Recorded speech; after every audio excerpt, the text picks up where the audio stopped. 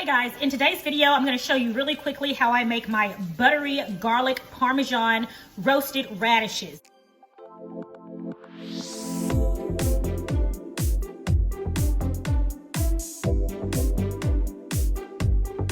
So I began with, I just have a small bunch of radishes here that are left over from another meal I was making.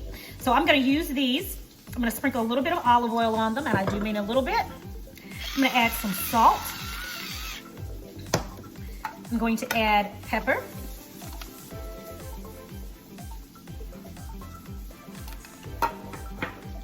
And I'm going to add garlic powder. And of course, it's not buttery roasted radishes without the butter. And we're gonna add the butter next. And we're gonna toss that about.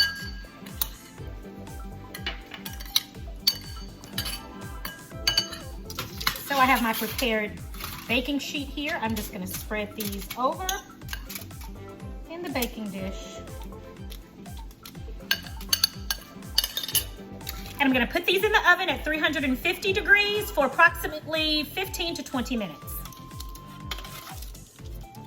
All right, our roasted radishes are ready, and they smell so good, so garlicky, and so buttery.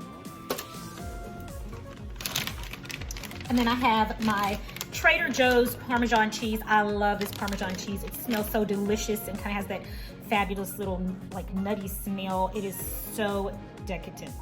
All right, so I'm gonna sprinkle some Parmesan cheese on the top of that. And then I'm gonna stick it back under the oven just to let that cheese melt over it a little bit. And then it's gonna be time to eat. Okay, so we just got our roasted radishes out of the oven. I'm going to sprinkle it a little with some dried parsley, and it is time to eat.